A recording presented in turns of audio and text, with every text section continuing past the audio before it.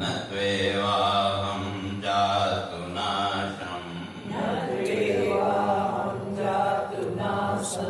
न त्वं नेमे जनाधिपा न चैव न भविष्यामः सर्वे वयमतः परम् देहिनोऽस्मिन् यथा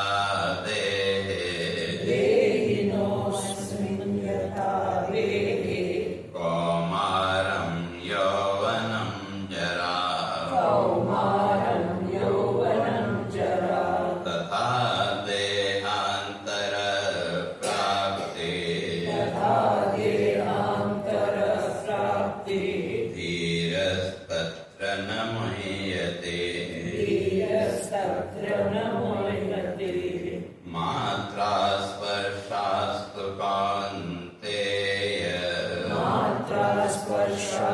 कौन्तेय शीतोष्ण सुखदुःखदा आगमापायिनो नित्या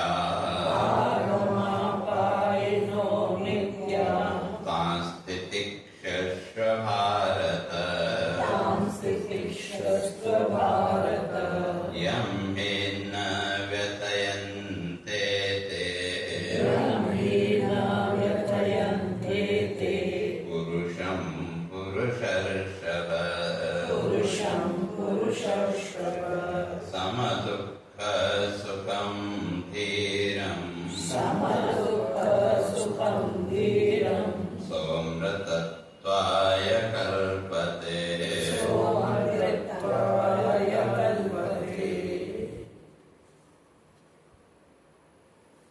तो विचार कर रहा था तो संजय इस बात को स्पष्ट करके आए थे कि अर्जुन ने अपना जो तर्क था वो दिया, कहा कि अगर युद्ध में तो मुझे कोई लाभ दिख नहीं रहा है और फिर जिनके साथ युद्ध करना है वो सब जो सामने खड़े हैं वो सब कौन है? सब महानुभाव, सब अपने पूजनीय व्यक्ति हैं और इस युद्ध का के द्वारा अगर मैं जीत गया भी तो तब भी तो का ये युद्ध के दृश्य तो हमेशा सामने रहे और इसलिए भले ही ये लोग मुझे मार दें लेकिन मैं फिर युद्ध करना नहीं चाहता। तो इसलिए कहा अगर इस युद्ध के द्वारा अगर मुझे स्वर्ग का ही राज्य मिल जाए तो वहां भी तो हत्या आदि जब भी वो पदार्थ सामने आएंगे तो तुरंत वृत्ति कहाँ जाएगी? तो कहा तो फिर मेरा जीना ही मुश्किल हो जाएगा। तो जिन भोग्य पदार्थों के लिए इतना युद्ध किया तो कहा उसके द्वारा फिर सुख तो मिलने वाला है नहीं, तो इसलिए मैं युद्ध नहीं करूँगा। इसलिए संजय का इस तरह से कह के तो वो न युष्य इति गोविंदम होगा कि मैं युद्ध नहीं करूँगा। तो ऐसा कह के एकदम क्या हो गया, चुप हो गया भगवान के बाद। और तब जैसे भगवान मुस्कुराते हुए उसको उत्तर देते समझाते क्या अशौचानम न शौचस्तुम प्रज्ञावादाश्च भाससे गता सून गता सूंश्च नानुशोचन्ति पंडिताः। कहते हैं कि वे प्रज्ञावादाश्च भाससे, तुम जो बात कर रहे हो बात तो बड़ी अच्छी, तो ये क्या है? प्रज्ञावाद। प्रज्ञावाद है ना बुद्धिवाद। लॉजिक तो अच्छा है लेकिन उसका रिजल्ट कुछ नहीं, निष्कर्ष कुछ भी नहीं, तो इसलिए उसी को बुद्धिवाद। और अगर जीवन में हम देखें तो कई बार हम लोग भी चर्चा करते हैं कि नहीं, चाहे संसार को लेके या जो कुछ भी हमने सुना समझा उसको लेके, वो सब क्या है? बुद्धिवाद। अगर वो हमारे जीवन में नहीं है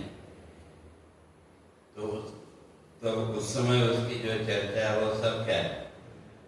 बुद्धिवाद।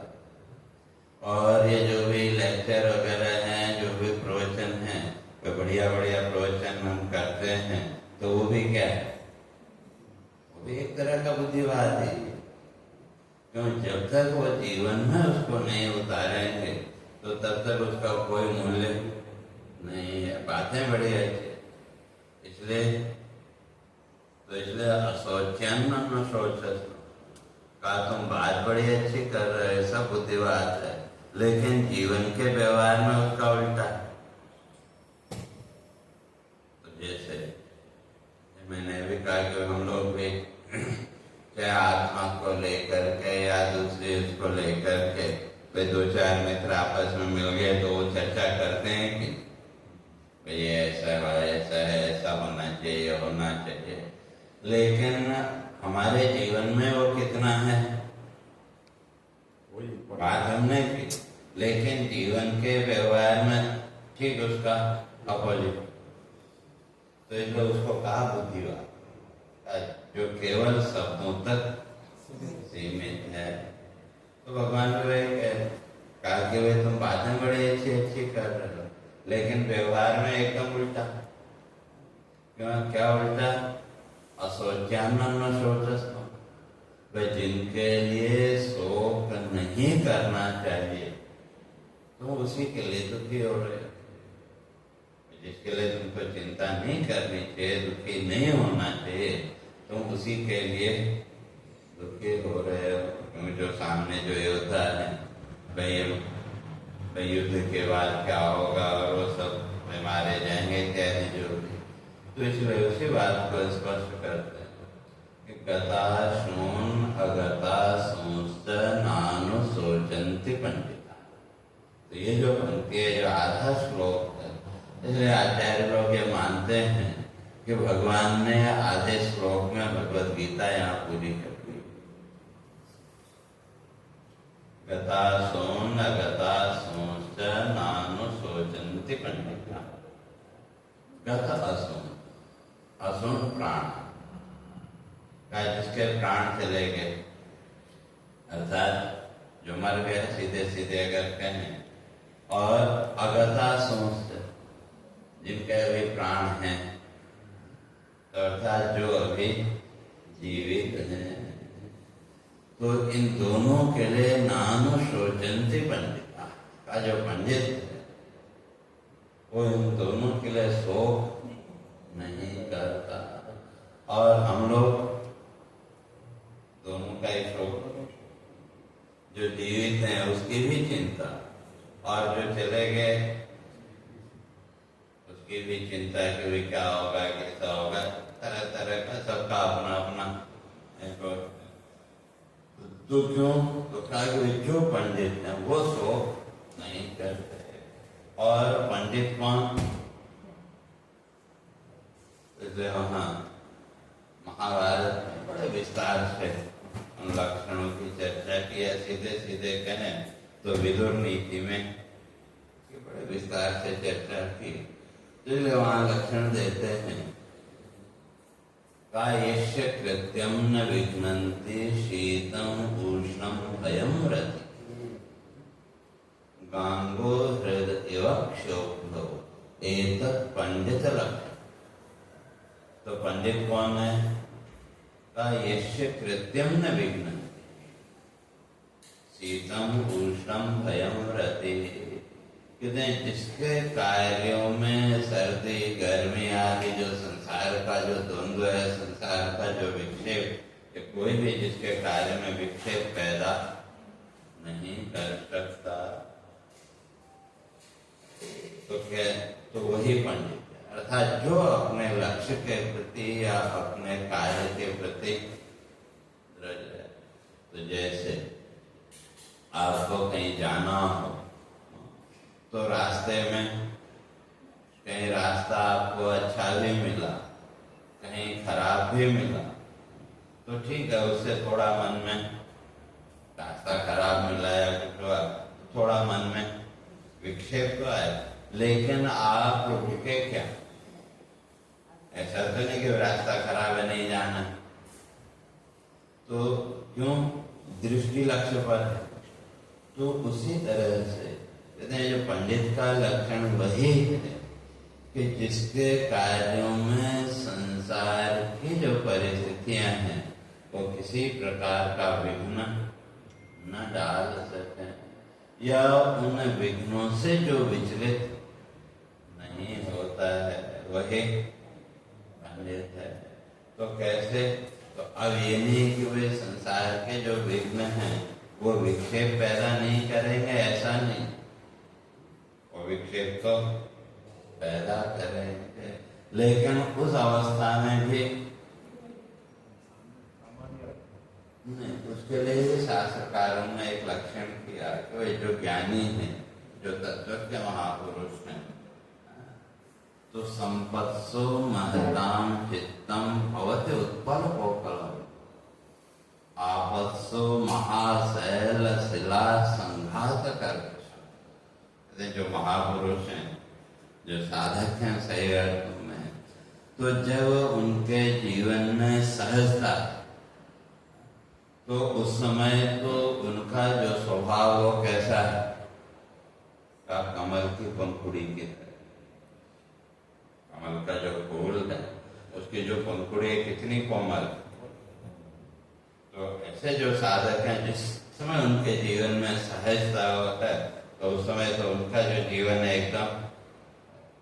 और अगर उनके साधना के मार्ग में कोई विघ्न आया तब आपत्सु महाशैल शिला संघात कर्कशम, कोई वहां विघ्न या वो आया तो उस समय वो अपने आप को इतना कठोर कर लेते कि जैसे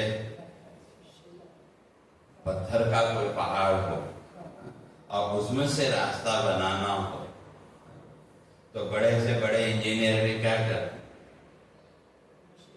उसको छोड़ देंगे।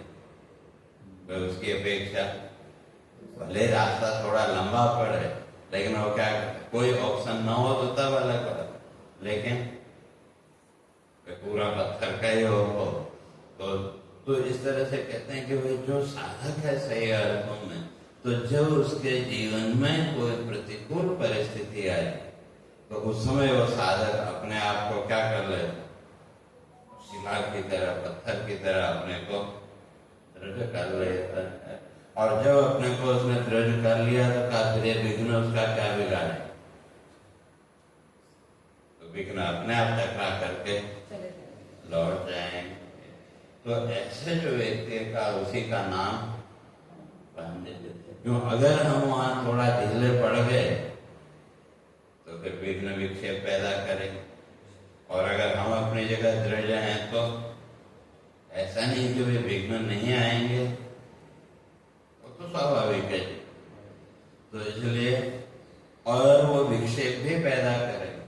तो कैसे? तो वहां उदाहरण दिया कि गांगो हृद इवक्ष, जैसे नदी है, तो जो पहाड़ी नदी है उसके बीच में तालाब भी होते हैं कि नहीं? पहाड़ी जो नदी है बीच बीच में बड़े बड़े तालाब, और वो जो तालाब का उसमें एक कंकर है, एक जो कंकर ही आपने फेंकी, या कोई भी तालाब उसमें आपने एक कंकर फेंका, तो उस कंकर ने पानी के ऊपरी सतह को तो विक्षेप वहां दिखाई दिया, लेकिन उसके अंदर किसी प्रकार का कोई विक्षेप तो नहीं है। तो इसी तरह से ये नहीं कि वे जो साधक है, जो विचारशील व्यक्ति है, जो ज्ञानी है, उसके जीवन में विघ्न नहीं आएंगे, ऐसा नहीं। लेकिन एक तो वो जो साधक है वो अपने आप को क्या करता है? अपने आप को और उसने चट्टान की तरह स्वयं को मजबूत कर लिया।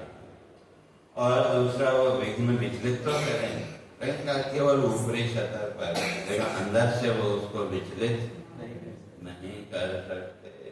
तो ऐसा जिसका जीवन का स्वभाव का वो पंडित तो इसलिए कहते हैं कि नानु सोचंती पंडित, तो इसलिए वो जो पंडित हैं तो क्या वो इन दोनों के बारे में नहीं सोचते थे।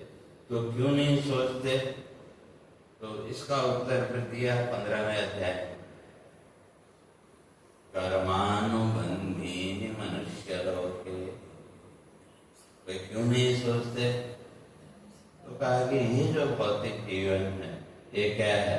कर्मानुबंधी, कर्म के अनुबंध से बंधा हुआ। अनुबंध क्या है? एग्रीमेंट कह लें, जो भी कह लें। और वो जो अनुबंध है उसमें दो चीजें, सुख और दुख। और जहां तक सुख और दुख की बात या प्रारब्ध कह लो, तो जो प्रारब्ध है जिसको हम कहते हैं उसका संबंध अगर विचार करके देखें तो केवल शरीर तक सीमित। बाकी जितना भी मानसिक सुख दुख है वो तो हमारी कल्पना पर निर्भर करता है। हम जैसे हमारी सोच, जैसा हमारा चिंतन, उसी के अनुसार भौतिक जगत का ये सुख दुख। लेकिन जो शारीरिक सुख दुख है उसमें हमारा कोई नियंत्रण नहीं है। तो इसलिए अगर प्रारब्ध अगर कहें तो प्रारब्ध का जो संबंध है वो केवल शरीर, शारीरिक जो भी सुख दुख है वो प्रारब्ध के अधीन।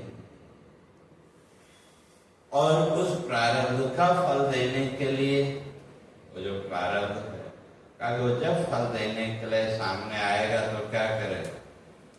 हमारी बुद्धि वृत्ति को भी वैसे ही मोड़ दे।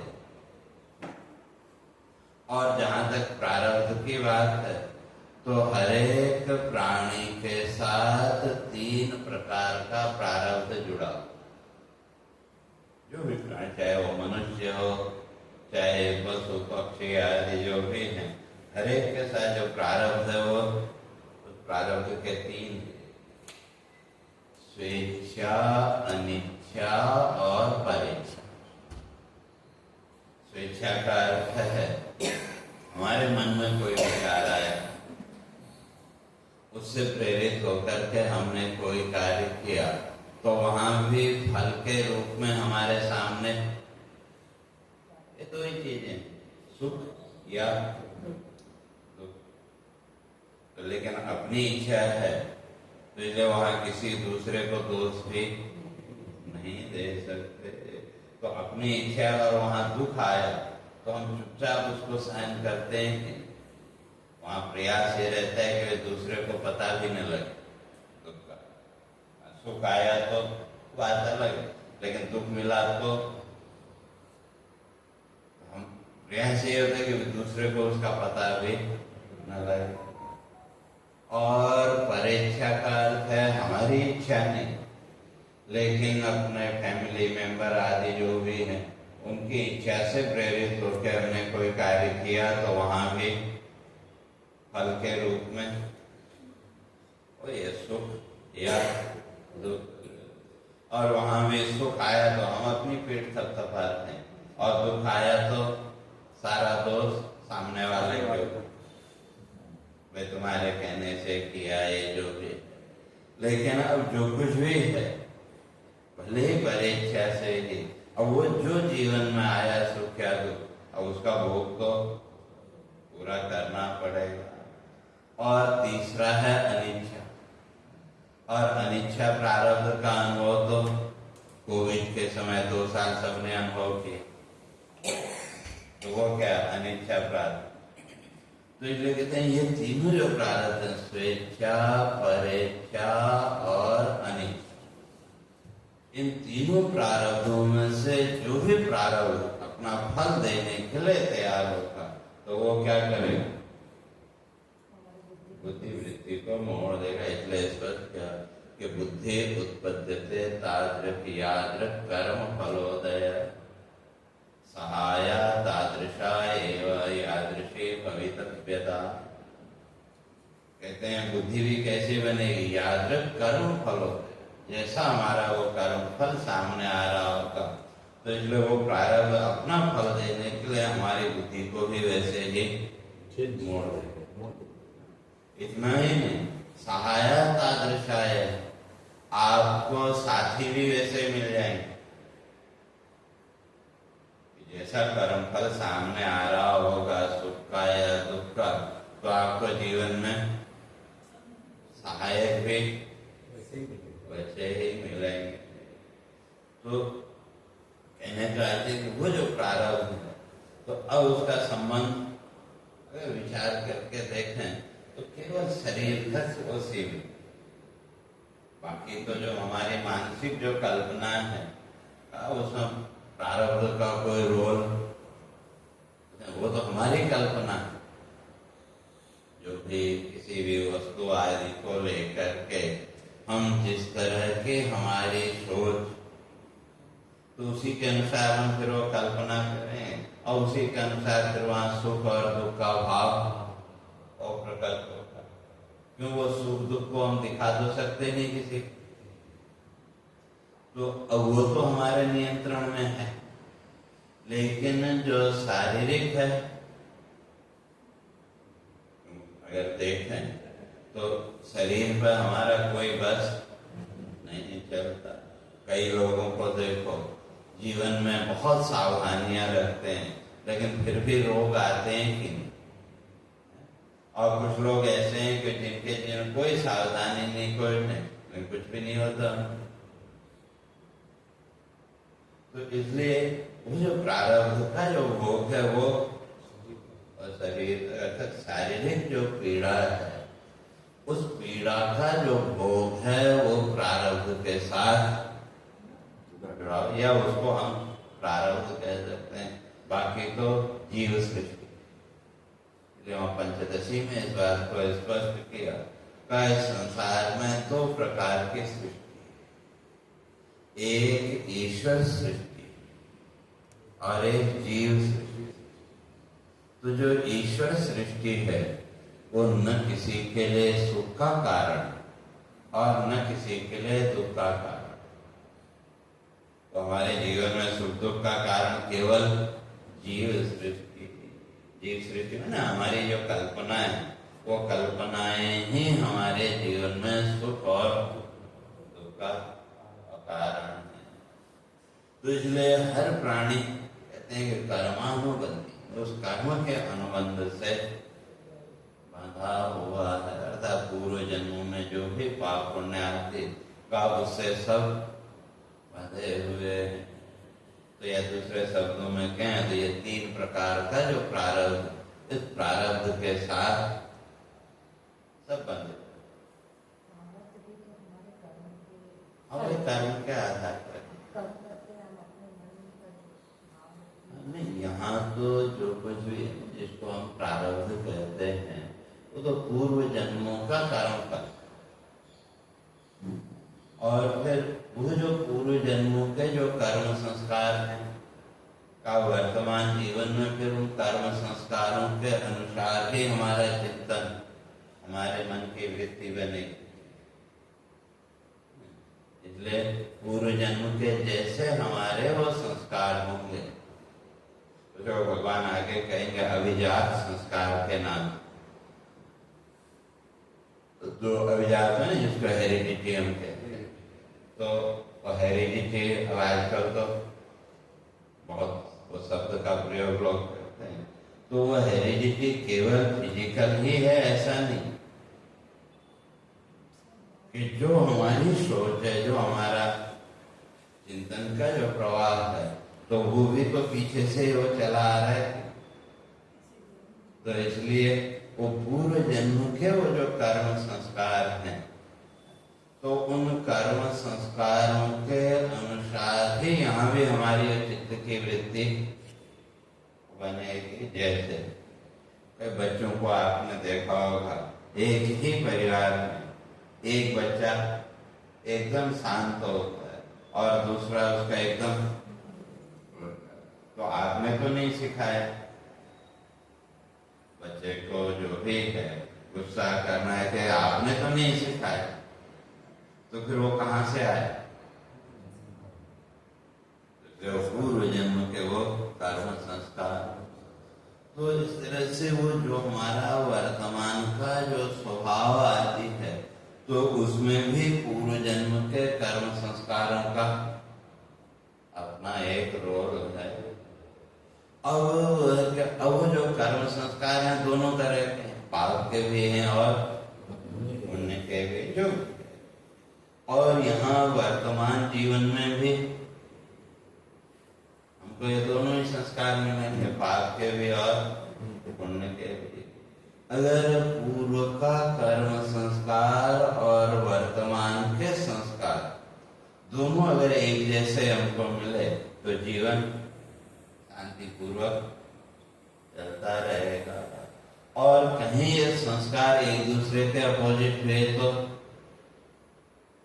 आपके मन में वो एक कॉन्फ्लिक्ट पैदा होगा कि ये सही या ये सही।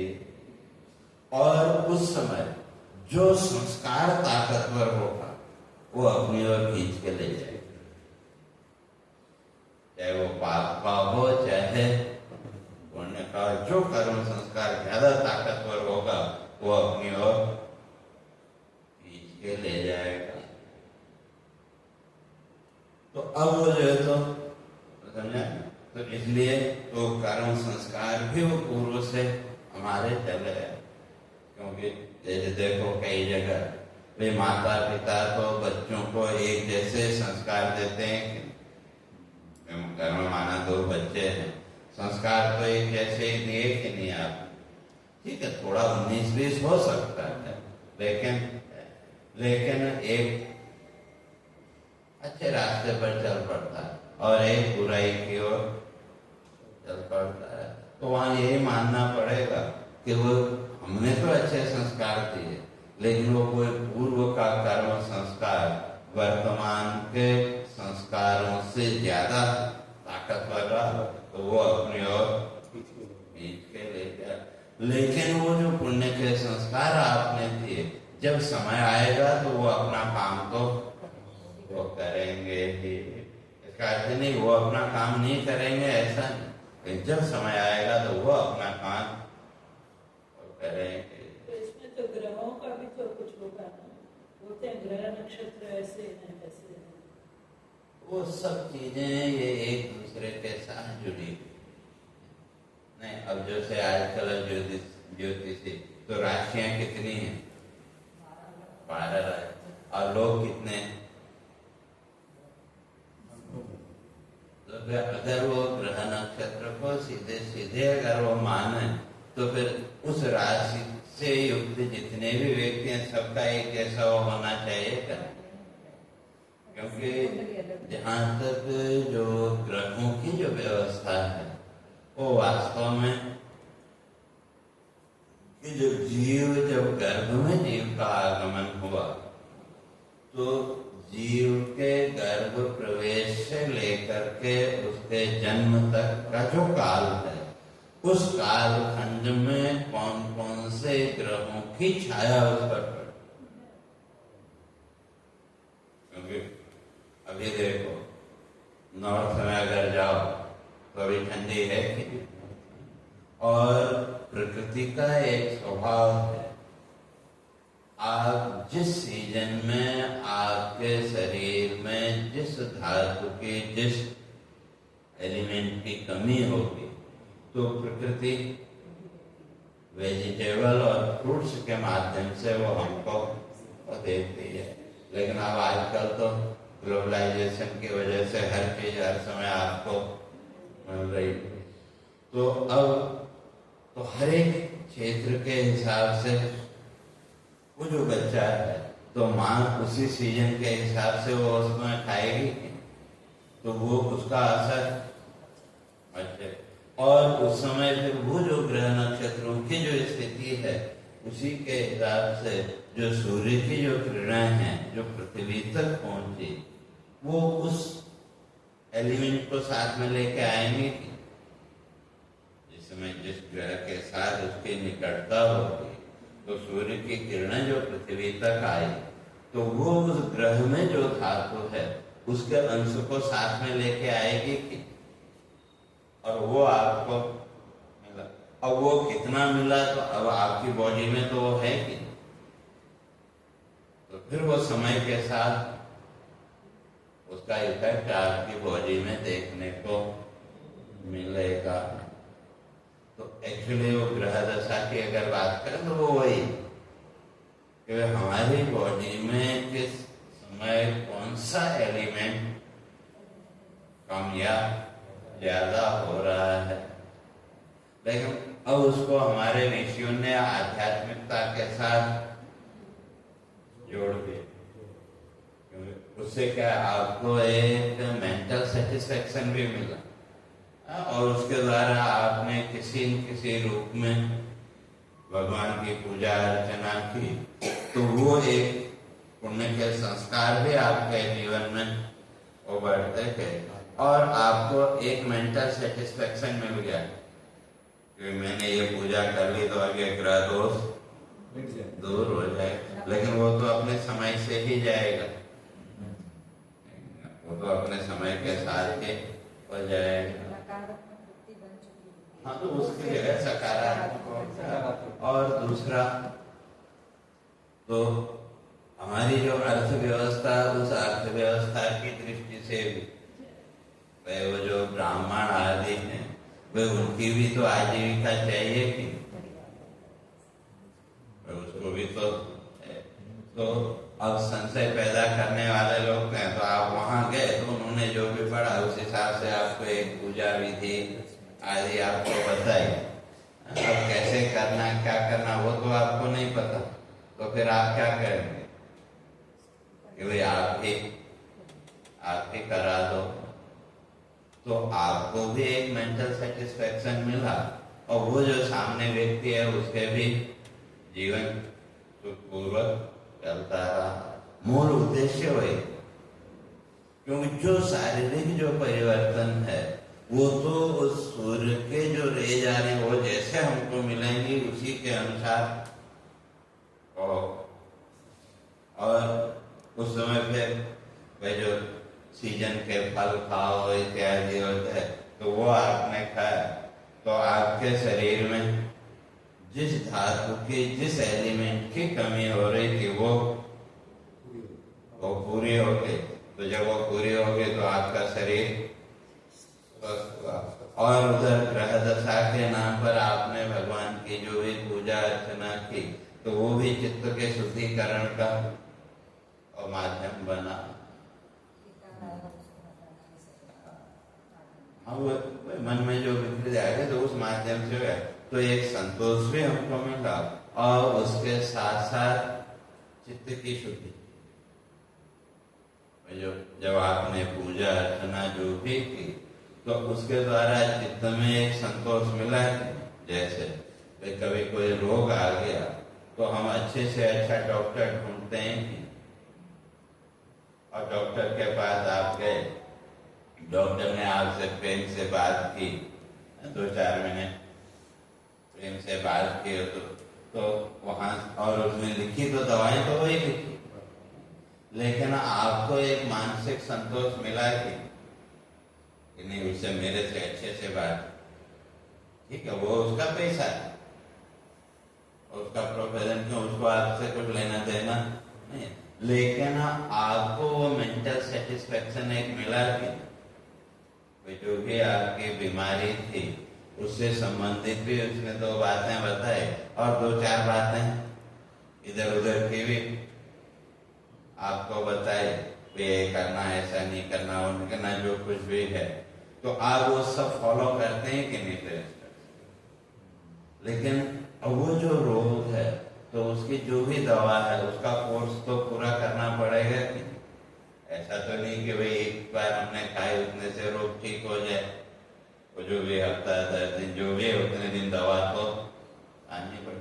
लेकिन आपका जो मेंटल सेटिस्फेक्शन है उसने आपके आधे दुख को दूर कर दिया कि नहीं, अब इसकी दवा ले रहे, अब तो ठीक हो जाएगा। ठीक तो अपने समय से ही हो, जैसे वो गोरखनाथ की आप बताते हो ना, जो तो ठीक तो अपने समय से ही होगा, तो उसी तरह से ये जितने भी क्रियाएं हैं, जो विग्रह पूजा आदि जो कुछ भी हम करते हैं, तो उसके पीछे ये दो ही उद्देश्य। एक, हमको मानसिक रूप से एक संतुष्टि मिले, और दूसरा आर्थिक दृष्टि से हमारी जो अर्थव्यवस्था है, समाज की जो अर्थव्यवस्था है, वो भी बैलेंस उसका बना रहा। तो इसी तरह से हमारे जितने भी मंदिर आदि हैं, तो वो भी क्या है, हमारी जो इकोनॉमी है उसको बैलेंस करने के माध्यम। क्योंकि अगर देखें महाभारत काल से पहले तक हमारे यहाँ कोई भिखारी का कोई वो ही नहीं। क्यों? ये तो जब मुगल आए और अंग्रेज आए उसके बाद ही भीख मांगने का चलन बढ़ा। उससे पहले क्यों? क्योंकि हमारे यहाँ कर्म का सिद्धांत है, इसलिए हर व्यक्ति कर्म पर विश्वास रखता है, और उस कर्म में भी कोई, तो इसलिए अब उस अर्थव्यवस्था को व्यवस्थित बनाने के लिए हमारे ऋषियों ने फिर ये जो मंदिरों की परिकल्पना की। आज ऐसा नहीं था। तो अब आप गए मंदिर में, तो उसके लिए एक व्यवस्था है, आप मंदिर में जा रहे हैं तो कम से कम फूल माला या कुछ प्रसाद आप लेके जाओ। आप वो लेके, क्यों ऐसे अगर कोई व्यक्ति आपसे मांगे तो आपने, लेकिन जब आप मंदिर में दर्शन करने के लिए गए, तो आपने अपनी सामर्थ्य के अनुसार वो माला, फूल या प्रसाद भी वो लिया कि, तो वो जो व्यक्ति जिसके पास कोई स्किल नहीं है, तो वो फूल माला या वो लेके बैठा है, तो उसको भी उससे मिला कि, तो अब उसकी जो घर की व्यवस्था है उसमें आपने सहयोग दिया कि,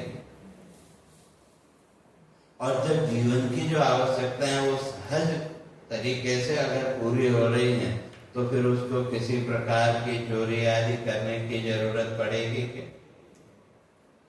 उसके जीवन की जो आवश्यकता है, तो अब उसका कर्म के प्रति विश्वास दृढ़ होगा कि नहीं।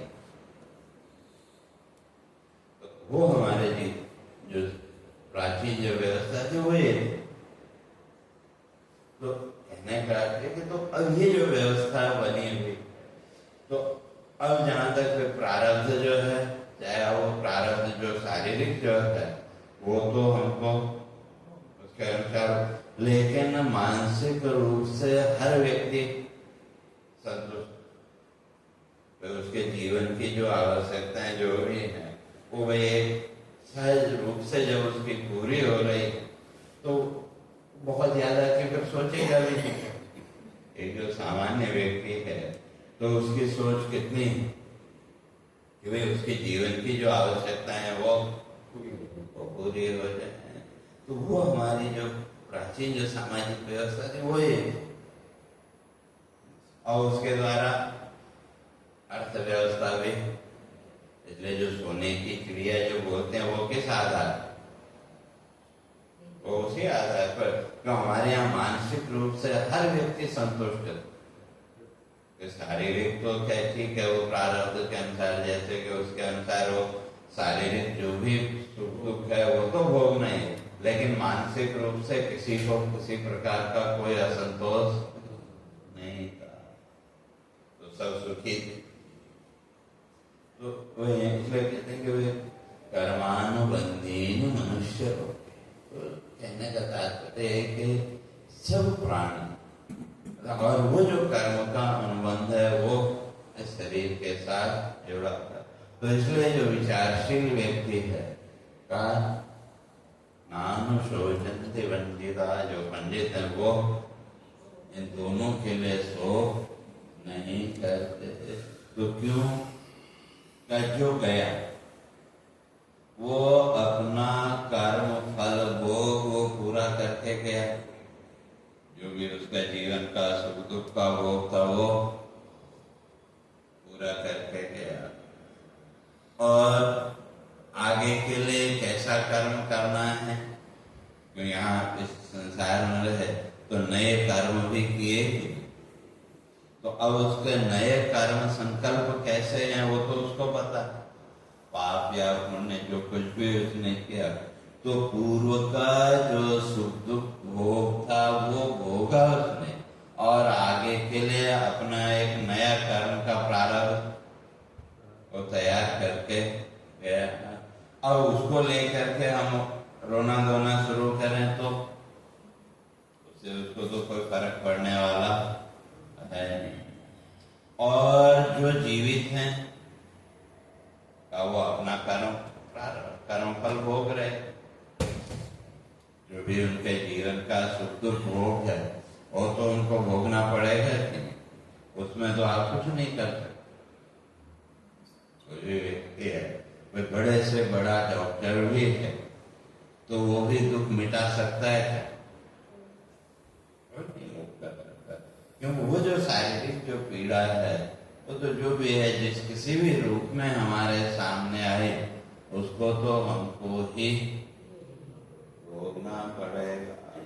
तो दूसरा तो केवल थोड़ा जीवन की जो स्थिति है, क्या बोलते हैं, क्वालिटी ऑफ लाइफ, जो भी हम भाई घर में कोई बीमार या कोई है तो हम क्या कर सकते? मन से नहीं, फिजिकली भी अगर वो देखें, या जो भी डॉक्टर वगैरह हैं या जितनी भी आज सुविधाएं हैं, ये सुविधाएं सब किसके लिए? क्वालिटी ऑफ लाइफ, जीवन जो भी सुख तो होगा वो तो होगा, लेकिन अब उसमें कितनी सहजता हम ला सकते हैं, बस वही हमारे हाथ। बीमार हो गए तो हॉस्पिटल में किस लिए ले जाते? स्वस्थ हो जाए, या वही जो भी पीड़ा है वह पीड़ा तो भोगनी है, लेकिन उसमें थोड़ी सहजता आसानी, लेकिन अब आसानी होती है कि नहीं होती है वो तो जिसको पीड़ा है वो जाने। हॉस्पिटल में ले गए, जो कुछ भी इंजेक्शन दिया वो दिया, तो थोड़ा हमको क्या हुआ, एक मेंटल सेटिस्फेक्शन, तो मेंटल सेटिस्फेक्शन मिला, तो वो अब वो जो पीड़ा तो भोगनी तो है, लेकिन उसमें थोड़ी सहजता हो। क्यों? कि भाई हॉस्पिटल में पता है कहीं भी कुछ होगा तो भाई तुरंत आ जाएगा या वह देख लेगा वो कर लेगा, तो एक मानसिक रूप से थोड़ा वो तो है, और पीड़ा तो भोगनी ही भोगनी, लेकिन उसमें एक सरलता सहजता हमारे जीवन में बस इतना ही कर। तो इसलिए जो चले गए वो अपना कर्म फल भोग पूरा करके गए, और आगे के लिए जैसा भी पाप पुण्य जो भी है वो उन्होंने किया, और जो जीवित हैं वो अपना कर्म फल भोग भोगे, जो भी चाहे सुख का हो चाहे दुख का हो भोगते रहेंगे, और नए कर्म भी प्रारंभ बनता जाए। वो कैसे स्थापित अब ये जन्म नहीं वही है, तो इसीलिए भगवान आगे कहेंगे नहीं संकल्प अगर उस कर्म बंधन से अगर मुक्त होना है, नहीं संकल्प, नया प्रारंभ, संकल्प करना छोड़, संकल्प करना छोड़, क्योंकि हमारे ऋषि इस बात को स्पष्ट करते हैं कि हमारे प्रत्येक संकल्प के साथ हमारा एक नया प्रारब्ध खड़ा हो जाता है।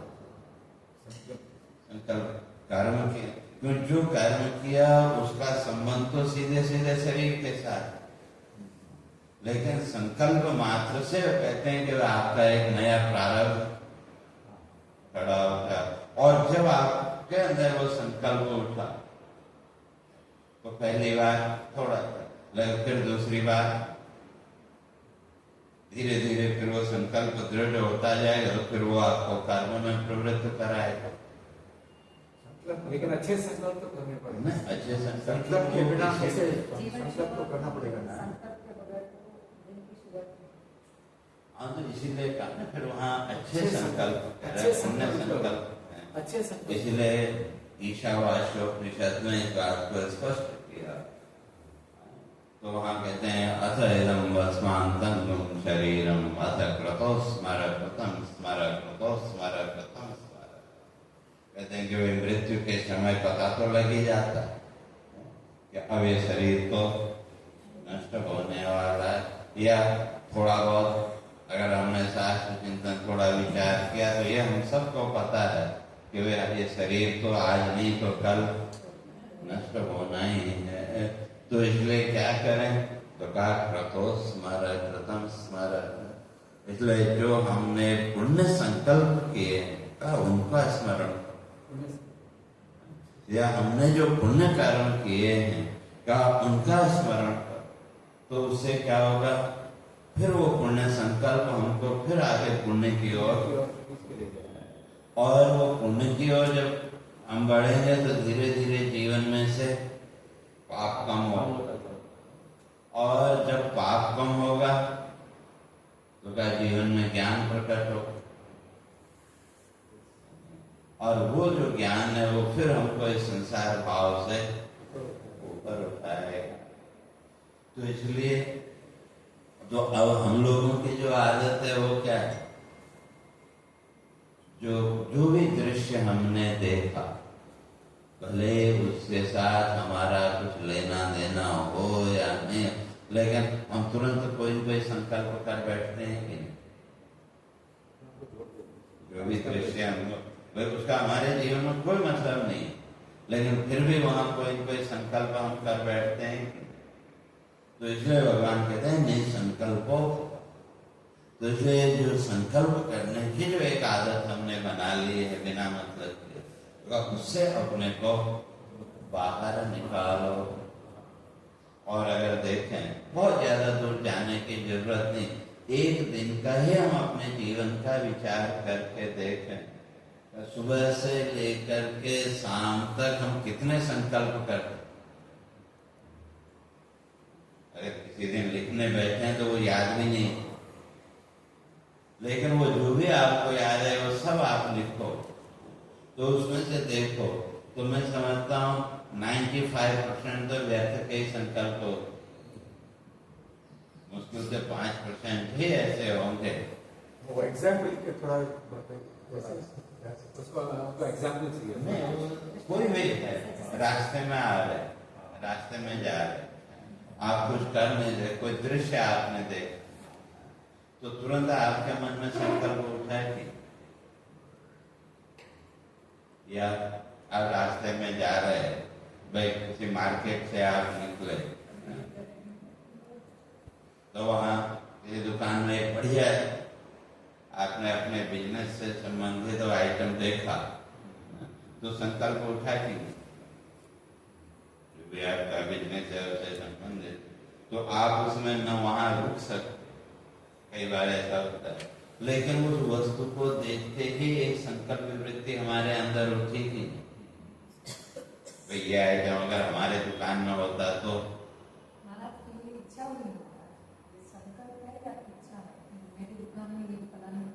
नहीं, ये जो है ना, ये सब एक दूसरे से जुड़े थे, एक दूसरे के साथ जुड़े हुए,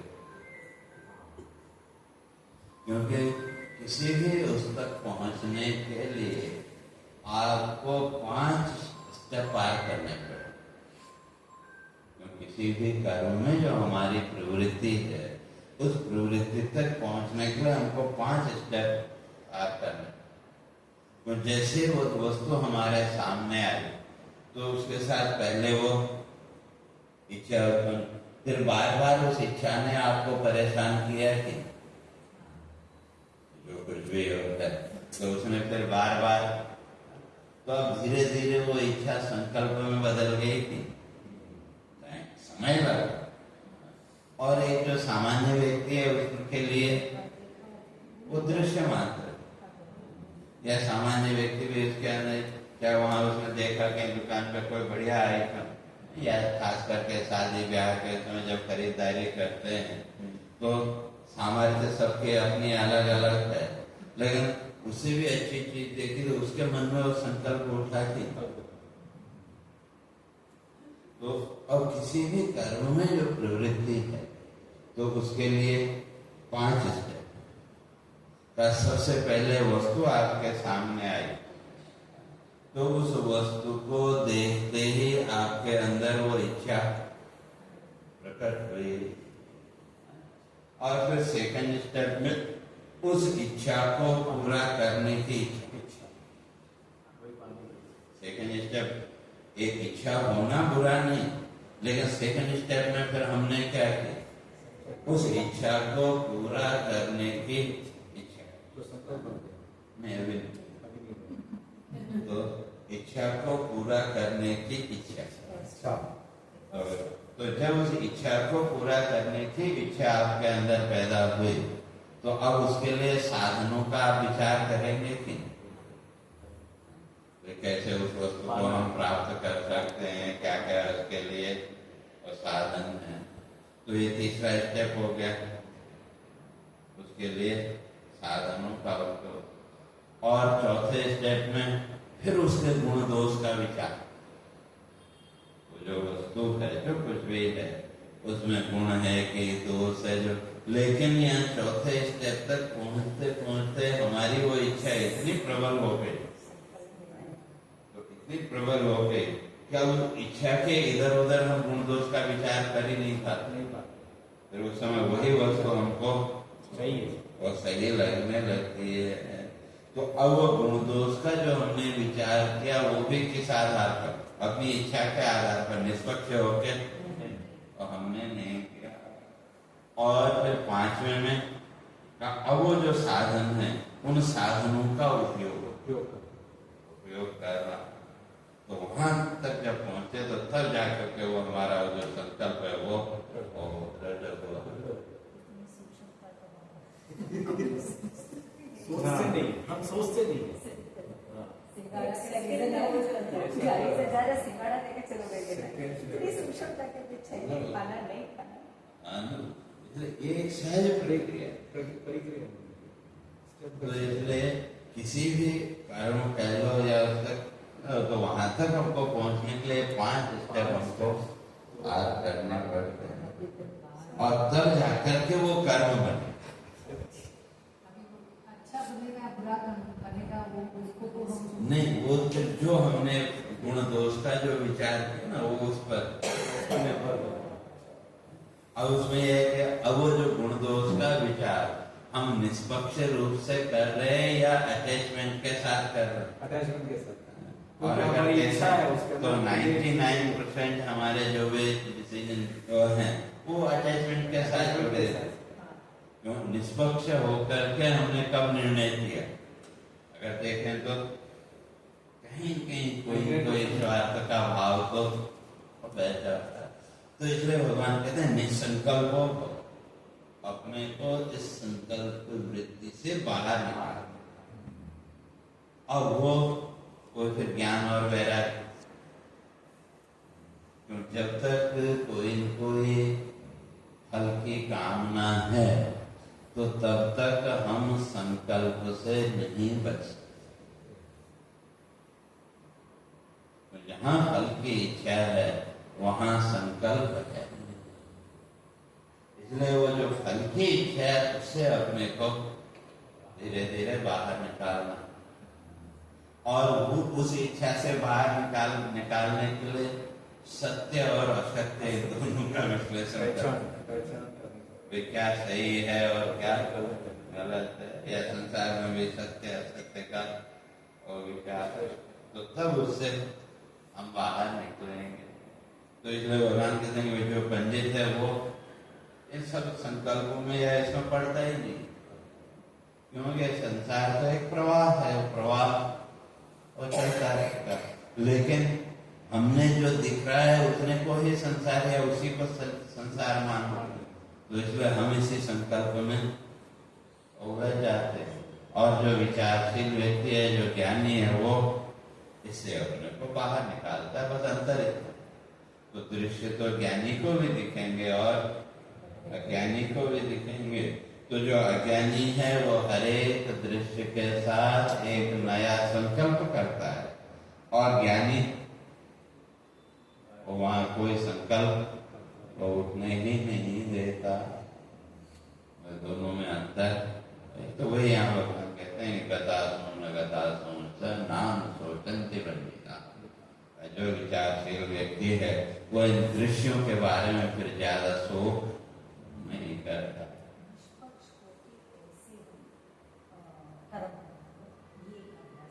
मैं उसके लिए तो उसका तो फिर वही है कि बिना गुस्सा नहीं आता। नहीं आती। जैसे एक जो जज है, ईमानदार जज, तो आजकल तो जजों की भी ईमानदारी, लेकिन जो एक ईमानदार जज है, उसको जो उसके सामने आए दोनों पक्ष, उनमें से किसी से कुछ लेना देना है क्या? तो वो तो जो उसके कानून में, जो उसके रूल्स है, उसके अनुसार वो फैसला देगा, और उस फैसले से अब किसी को सुख हुआ कि दुख हुआ, उससे उसको कुछ लेना देना है क्या? तो उसी तरह से जीवन में भी हम अपने बारे में जो निर्णय करते हैं, इसलिए स्वामी जी कई बार कहा करते थे कि वे अपने बारे में आप वकील होके सोचते हो या जज बन के सोचते हो? जो भी जीवन में हम सोचते हैं, तो हम वकील बन के सोचते हैं या जज बन के सोचते हैं? तो इसलिए वकील बन के सोचेंगे तो फिर वह जजमेंट अगर हुआ है, और अगर जज बन के हम सोचते हैं तो निष्पक्ष और निष्पक्षता है। बनने के लिए वो उस तक बढ़ गया, वकील बन के आगे बढ़ के फिर जज बनेगा। पढ़ाई करना तो 30 दिन आना पड़ेगा गीता का साथ। इसीलिए वो ज्ञान और वैराग्य, जैसे जैसे वो बात समझ में आएगी, धीरे धीरे तो वैसे वैसे वैराग्य अपने आप आए। अभी तक तो हम लोग बुद्धिवाद में ही उलझे हुए, इसलिए उस बुद्धिवाद से आगे बढ़ना। आगे बढ़ तो जब उस बुद्धिवाद से आगे बढ़ेंगे, तो वो जीवन में अनुभव में जब वो आएगा, तो धीरे धीरे वो जो तो वैराग्य का भाव, और जब वो वैराग्य का भाव आएगा, तो संकल्प वृत्ति भी पीछे छूटे। हाँ।